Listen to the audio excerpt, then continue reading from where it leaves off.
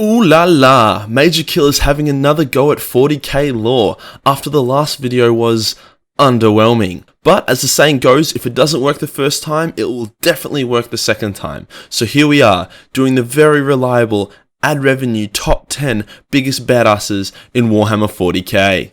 Now, I've been a bit random recently. That's because my drunk ass was training for a jiu-jitsu competition every day for like 3 hours, which was a bit cooked, but I ended up with the gold medallion after choking the tits off 5 other blokes. So, I would say that's worth it. However, I'm back in action now, so let's get fucking rowdy.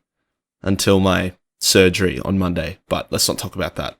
Before we get into it, I just want to explain how quickly how I rank these absolute badass cunts.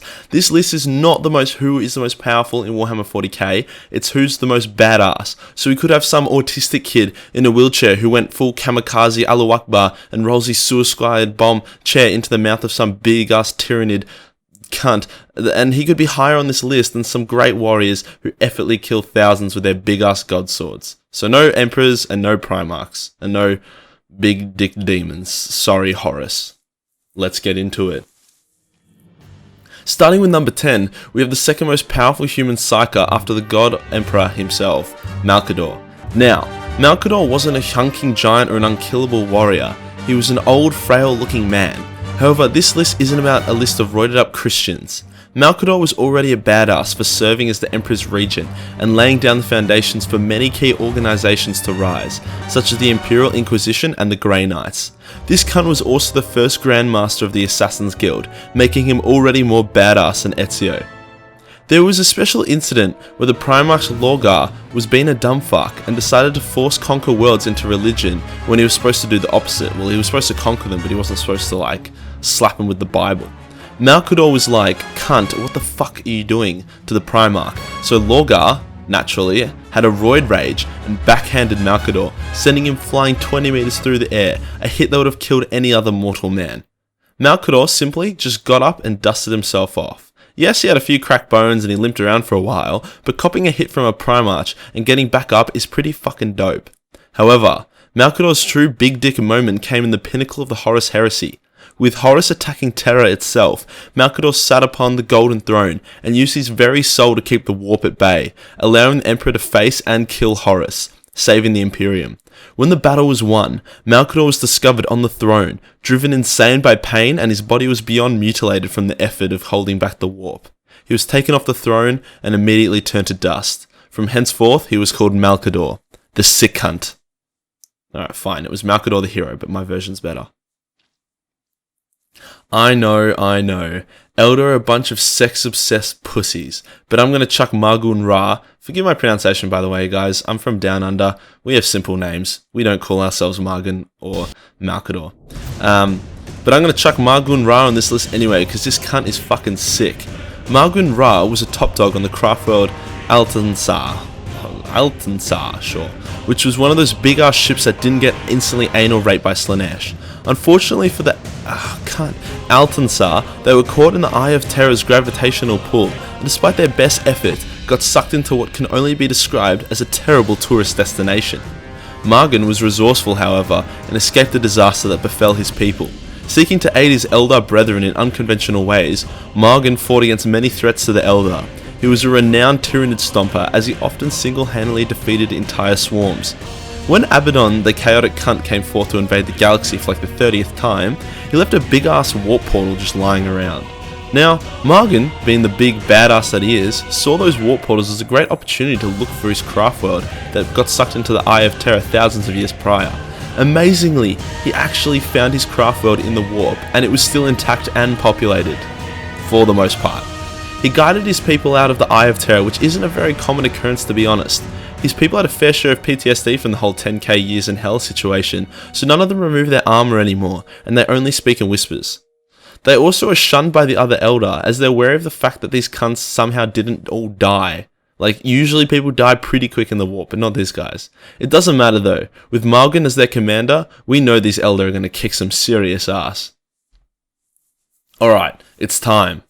Bring out the roided cunts, the Space Marines. Kicking us off with one serious motherfucker, we have Kaldor Drago, who, if you believe some fan theories, is one of the only characters from 40k to make an appearance in Warhammer Fantasy as well, but let's save that for another video. His first ever battle recorded ended in him cutting the nuts off a greater demon called Makar and saving an entire planetary system. He then rose to become the supreme Grand Master of the Grey Knights by kicking the ass of a demonic Primarch. Eager to get revenge on Drago for slicing his nuts off a few hundred years earlier, the great demon Makar returned and began fucking shit up. Not wanting to get his fellow Grey Knights into shit, Kaldor went off to kill Makar and his army by himself, which despite sounding like a terrible idea, went surprisingly well for Drago, as he slashed and burned through hundreds of demons, until he was face to face with his old nemesis. The two powerful warriors fought, with Makar gaining the upper hand. Just as Kaldor was about to lose the fight, he decided not to lose the fight, and he stabbed Makar through the heart, once again saving everyone. However, as the demon was getting pulled back into the realm of chaos, he pulled a bitch move like the Balrog and grabbed Kaldor and pulled him into the realm of chaos with him. This was to be Makar's greatest mistake, however. Where most men would have instantly gone insane and died, Kaldor decided to fuck shit up as he ran around the chaos realms, absolutely slaughtering the shit out of every demon he found. He burnt Nurglite forests, tore down Titsnitch's cities, murder fuck Slaneshi sluts, and curb stomped greater demons of Khorne like they were nothing.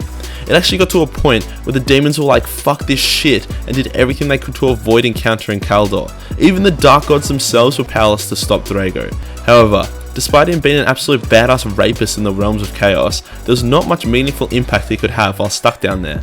This was not to be his eternal fate, however, as every few hundred years when chaos invades the galaxy, he's able to temporarily step out of the warp and kick ass for humanity, before then getting dragged back to Syria. The realms of chaos. And he hasn't even complained about it once. Going a bit more green for Earth Day, we have the prophet of Gork and Mork himself, Gazkul Mag Urak Thraka. I think I nailed that personally. However, we'll just call him Gaz because fuck saying that name. While pretty much every greenskin war starts spicy but quickly sizzles out as the orcs lose momentum, Gaz's war just doesn't stop. However, before we talk about him when his balls were massive, let's talk about when he got his head blown apart by a mortar shell. Despite a large portion of his brain being turned to mush and leaking out, Gaz stood back up and just kind of stumbled to safety, holding his brain juice in his hand. He then received what can be described as an unsanitary operation on his head, where some random greenskin cunt with an arts degree replaced most of his brain with wires and squig juice, and then he just welded it all together with adamantium. When Gaz somehow woke up from the strange surgery that probably had about as high mortality rate as a Polish Jew, he was reborn, full of strength and with a vision to lead the biggest war the galaxy had ever seen. If only I got these visions when my brain explodes. Gaz was now a prophet of Gork and Mork. His first act as their prophet would be to survive a hail of bullets and then headbutt a war boss to death. This was just the start, as our boy then went on full to conquer all the orc tribes on the planet. And there were quite a few orc tribes because the planet was called Orc itself. With the planet conquered, hundreds of orc ships arrived as they felt the psychic pull of a war forming. Gazkul's or Gaz's superior intellect was used to hold the horde together, as the orcs worked together like fucking ant colony. From here, old mate Gaz went from strength to strength as he dominated as Chaos Space Hulk and flew into the warp. He chilled out there for a while, growing his army and arsenal while killing a ton of demons, before he eventually left the warp and crash landed on the Imperium and planet of Armageddon. And a Space Hulk isn't a small ship, this was a big fucking crash and a lot of cunts died in it. The entire planet became a battleground almost straight away, however, as Commissar Yarok of the Imperium was having none of Gaz's bullshit and started pushing his forces back, giving his men enough time for the Space Marines to arrive and to skullfuck Gaz's army to death, saving the planet. Somehow Gaz survived through his extremely thick plot armor, and then he kept attacking the planet, and it was a bit of a mess each time. And it still isn't a place you want to visit, a lot of cunts have died there. The moral of the story is if there's something worth fighting, Gaz has fought it. Now on to Farseer Eldred. Now, I know, one elder on this list was bad enough, and now there's two, but hear me out. Farseer Eldred isn't a badass because he wades through battle swinging his overbearing cock around. In fact, this Farseer is a badass because he is pretty much able to avoid every battle ever, regardless of the consequences that it incurs.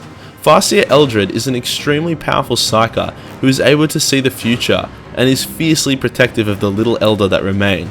As such, if he foresees an Elder Craftworld getting into shit, he will fuck over everyone and anyone he needs to in order to save that Craftworld. For example, if he foresees a greenskin Waa heading towards a Craftworld, he will manipulate an Imperium fleet into being in the Waa's way, letting them fight it out as the Craftworld escapes. To save 10,000 Elder lives, Eldred has sacrificed millions of humans through his manipulation of war. Before being a ruthless cunt, however, Eldred was actually, he used his powers for good. He used his incredible perception and abilities to try and help the other races. He was the first person to try and warn the Imperium about the Horus Heresy, and he has prevented the rise of many potential threats and defeated a shit ton of Chaos forces and Tyranid swarms. Despite being a backline psyker, Eldred engaged in a hand-to-hand fight with Abaddon the Despoiler. Eldred kicked the shit out of Abaddon with his fucking staff and was about to clap the cunt when Chaos Gods pulled a bitch move and teleported Abaddon away. Eldred got a big little, he got a little big for his boots, however, and he tried to awaken the God of Death, which is the Eldar's trump card, as they believe the God of Dead will be able to shoot up Slaanesh and then fuck the bullet holes, leading to the great return of the Eldar race. This plan failed, however, and through a few more careless acts that cost the lives of a lot of Eldar, Eldred was banished from his Craftworld. He doesn't really give a fuck though, so after saving some Imperials and Eldar, he came back to his Craftworld to fuck more shit up. Oh, did I mention that Eldred once took on a corrupted Primarch? It didn't go well for Eldred, but props for the cunt to trying. This next lad on the list is a Blood Angel, which already makes him a badass, but it's what he overcame as a Blood Angel which really sets him apart. I'm talking about Mephiston. I hope that's his name, that's how it's spelled. Originally known by a more basic bitch name, Mephiston was a Librarian Psyker of the Blood Angels. This might make him sound like a bit weak, but Librarians in 40k are absolute death machines, so he's sorted in that regard. During one of the many battles on the planet of Armageddon, Mephiston was buried alive. For days he screamed in pain and slowly tore himself out of the tomb, all the while battling for control of his sanity as the Black Rage, an affliction of the Blood Angels, took a hold of him. By the time he crawled out of his makeshift tomb, Mephiston had become the first Blood Angel to overcome the Black Rage and channel its power into himself. He was instantly attacked by a group of Greenskins just after escaping the rubble. However, this was a fucking terrible idea by the Greenskins, as Mephiston started ripping them to shreds with his bare hands. Eventually the Greenskins legged it when Mephiston punched a hole clean through their commander and ripped out his heart. Mephiston quickly rose on the ranks of the Blood Angels, as he was shown to be one of the most powerful psykers that the Imperium had at the time. He became Chief Librarian, and used his power to rip open the arseholes of any enemies of the Imperium. When one of the Blood Angels declared he was the reincarnation of Sangurius, the dead Primarch of the Blood Angels, Mephiston was like, "Not sure if serious, let me check this out," and went over to have a look. Due to his incredible perception, Mephiston quickly deduced that the Blood Angel was not the reincarnation of Sangurius, he was merely a pawn who had been corrupted by chaos. So naturally Mephiston was about to fuck this chaotic pretender in. However, the brother of the delusional Blood Angel arrived and was like, "No, I must fight him instead, it's my destiny." So Mephiston was like, "Oh, okay, go ahead buddy." And then the Blood Angel brother killed the chaotic Blood Angel. I should just really use their names for clarity, shouldn't I? Anyways, then a Lord of Change appears out of nowhere, but he got fucked to death as well. The best part of this is, during all this skull fucking, Mephiston once again got taken down by the Black Rage. However, he then once again conquered it, and maintained his sanity. Being able to beat the Black Rage once is insane in itself, but doing it twice is just ridiculous, and badass. The next bit of meat on our sexy list is a man who definitely does not want to be on this list. The reluctant war hero who is somehow still alive, or was alive. Cephas Kane. Kane was an Imperial soldier with an irrelevant origin story. What is spicy about this lad is the fact that he isn't a superhuman or a psyker or augmented above anything usual. He's a typical run-of-the-mill dude who survived some of the most horrific battles in the Imperium. He originally wanted a desk job or to work as an artillery crewman, aka not on the front lines, but he constantly found himself neck deep in Eldar, Necrons, Tyranids, Orcs and Chaos. It was quite common for Kane to end up as the sole survivor of his regiment. Unfortunately for Kane, his ridiculous survival skills made him a war hero across the Imperium, so his superiors constantly just sent him back on suicide runs to boost morale. Each time, Kane came back, success or not. And he was then after that just sent on an even deadlier mission afterwards. It was ridiculous. Don't get me wrong, this cunt is a war hero, like he's fucked shit up and killed many enemies of the Imperium, and led his forces to victory many times. His prowess with a chainsaw has been admired even by the enhanced Space Marines, and he was so good with his pistol that he's able to use it well beyond its effective operational range. What makes this badass a bit of a meme is the fact that when he finally did die, the Imperium ignored it and declared that he was still active in the battlefield due to how many false KIAs and MIAs Kane has accumulated. This makes Kane the only soldier in the Imperium to be on active duty despite having an official military funeral. You get him, Kane. Coming in hot with our next green boy, we have Tusker the Demon Killer. What I really like about Tusker, and why I rank him high on this list than Gaz, is the fact that this cunt has no divine protection or plot armor. He's a bit of an angry, murderous motherfucker, and he decided to take on Khorne, the chaotic god of war. This all started when Tusker's ship was randomly attacked by a bloodthirster of Khorne. Tusker killed the beast in a duel, and from it gained an intense hunger for war. He drove his ship straight into the Eye of Terror and started anal fucking Khorne's armies, eventually arriving at a planet owned by a legendary chosen... Stop Snapchatting me, cunt. Owned by a legendary chosen demon prince of Khorne, known as the Blood Prince. The battle between Tusker's horde and the Blood Prince's forces was legendary, and came to a peak when Tusker and Myr engaged the prince in a duel, which would decide the outcome of the war. Despite being a massive badass, Tusker didn't have Gork and Mork sucking his dick like Gaz did, so Tusker took heavy wounds and was driven to his knees. Just as the Demon Prince was about to finish off Tusker, I fucking kid you not, the cunt jammed his power claw straight through the Blood Prince's dick hole and mutilated the shit out of his nutsack. The Blood Prince was obviously not a fan of this development and proceeded to kill Tusker and his army. However, this was not to be the end of Tusker's legend, as Khorne himself was so impressed with the spectacle of bloodshed that the orcs delivered, that he revived Tusker and brought him to the gates of his brass palace. Now, every day, Tusker leads his war against Khorne's armies, only to lose and begin the cycle every day. And Tusker is completely cool with this, as this is probably the most fun he'll ever have. To optionally go and fight chaos purely for fun is bad and ass enough, but to then get chosen by Khorne for killing his own men is on another fucking level. Getting towards the end of this badass list, we have our first and only chaotic entry, and this is obviously Khan the Betrayer. If any of you wanted Abaddon on this list, then fuck off. That cunt sucks dick, like he got out-dueled by a fucking elf and a wizard in hand-to-hand combat, along with failing every crusade he's ever attempted. I don't care that it was a recon to be part of some big spectacular plan, Abaddon sucks. Khan, on the other hand, is a murder fuck machine. Already a brilliant yet unstable warrior before the Horus Heresy, Khan was chosen by Khorne due to his insanely violent battle technique, which basically revolves around charging into the thickest part of the battle with a big fuck-off axe and swinging it around like a madman, killing friend and foe alike. His mental state has deteriorated so much that he often cannot distinguish between ally and enemy, and he just kills whatever's in his path. The cunt even has a kill counter UI on his helmet. Like, I'm pretty sure he's clocked millions of kills with just his fucking axe, which is made of teeth of a space dragon.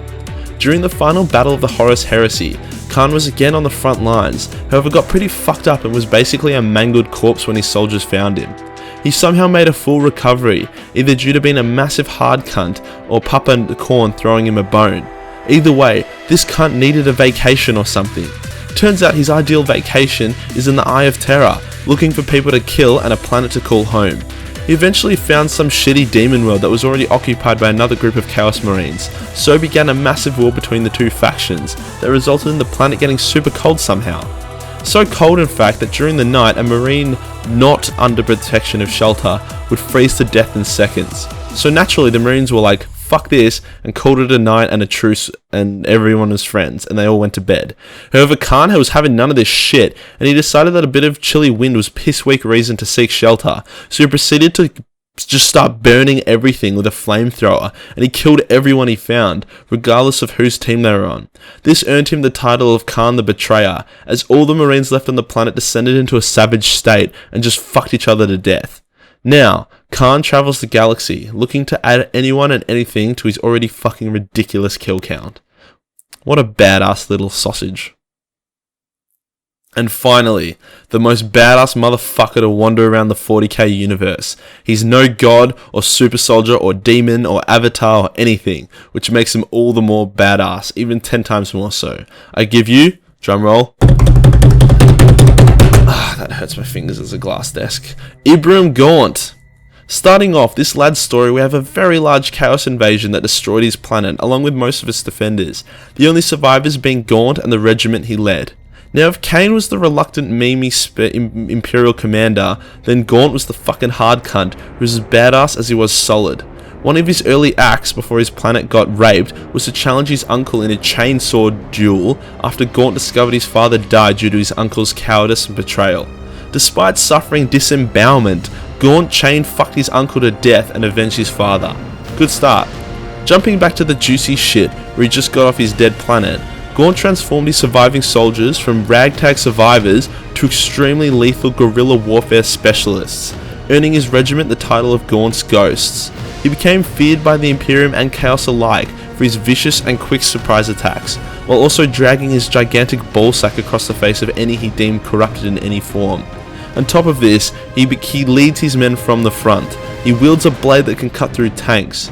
His first true test came when he fought and killed the Chaos Warlord during the Battle for Vergast, and from there his regiment went from victory to victory, saving countless Imperials and turning the tide of dozens of battles. Gaunt deeply cares for his regiment as well, hence why he saved them from his doomed world, instead of letting them just fight for honour and dying for nothing. He is a virtuous leader and his men respect him for it, rather than fear him, which is more common in the Imperium. Gaunt is utterly incorruptible, which is nearly impossible for a mortal man to achieve. Once captured, Gaunt was horribly tortured and had his eyes ripped out. When he was eventually rescued, the first thing he said was, "Stop putting my regiment in danger, you fucking ketamine sucking shit cunt." When a mortal man who isn't chosen by any god and has no augmentations or mutations becomes an uncorruptible bastion of hope for the Imperium, you know that cunt is a total badass. Oh yeah, and he survived the war. As you do. That does it, ladies and gentlemen, my top 10 most badass 40k motherfuckers who weren't demons or primarchs, or just silly little monkeys. If you disagree with this list at all or want to shuffle it around, please do so in the comments. I read all comments, and I'm reasonably new to 40k lore, so I'm always keen to learn about new sick cunts I can fap to. This video was made with the help of my lovely and politically correct Discord friends, so if you want to fuck around with me, that's the place to do it. Link will be everywhere. I also spent like $300 today on all this cool random shit, which will be in future videos as well. So fuck yeah, please send me some money so I can afford to be retarded with what I spend on YouTube. Cheers for watching, lads. Subscribe, some cool things are coming that you don't want to miss. Peace.